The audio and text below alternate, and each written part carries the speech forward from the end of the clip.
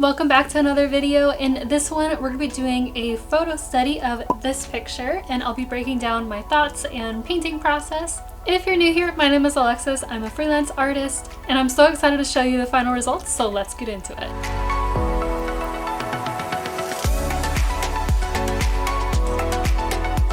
If you ever struggle with burnout or just don't know what to draw, I highly recommend doing a photo study. I love doing plein air or photo studies because the composition and the colors are already kind of figured out for me, so I can just get right into painting. So it takes a huge load off my shoulders of just getting started.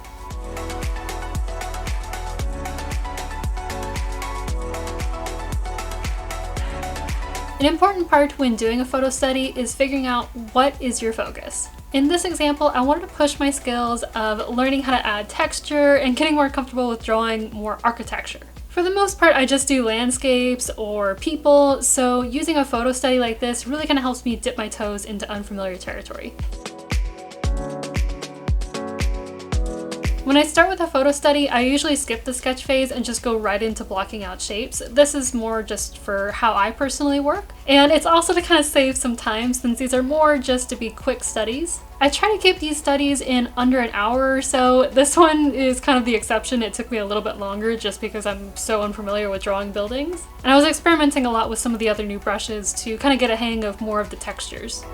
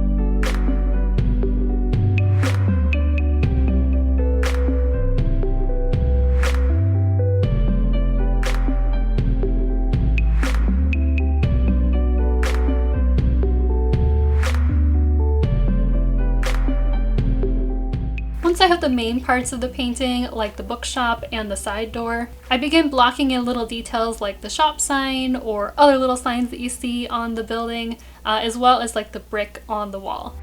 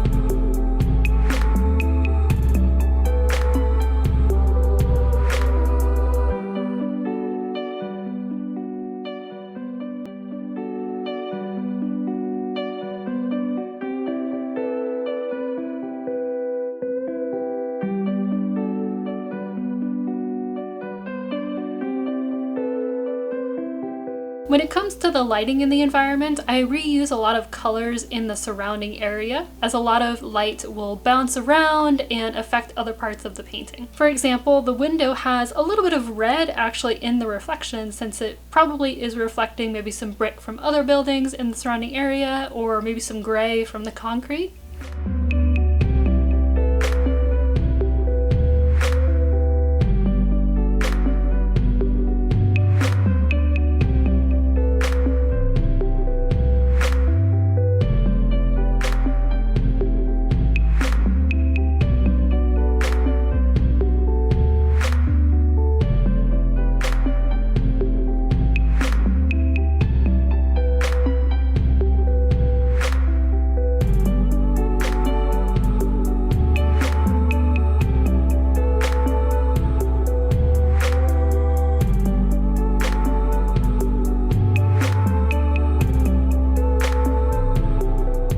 With the small details, I like to zoom out on my canvas so then I don't get caught up in the little details. So for the most part, I'm just doing in little shapes here and there. They're kind of more like scribbles when you zoom in on them, but you get the overall idea when you zoom out. I'm not too focused on it being super accurate like what the photo is.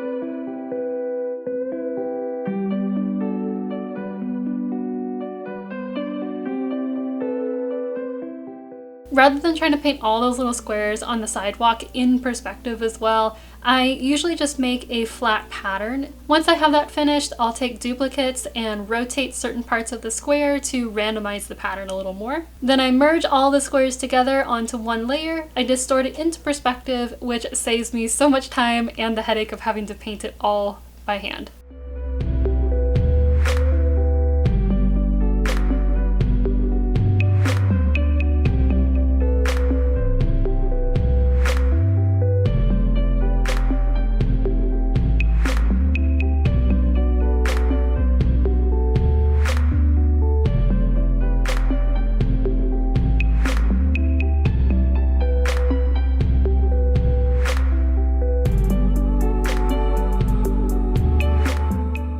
Now I'm just touching up small areas and pushing the shadows and adding in a little bit more contrast. I end up with going a little bit more of a green shadow to complement the red and green color scheme that I have going on in this painting. I also felt it was looking a little too clean as far as like a sidewalk or a city would look, so I went back in and kind of roughed it up a little bit, kind of adding some scuffs here and there along the street. And this is just to make it look a little more lived in.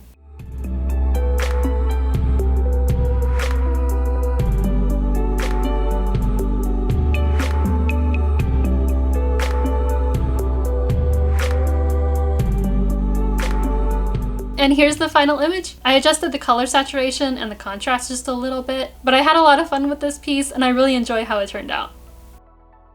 I hope you enjoyed it and I'll see you in the next one.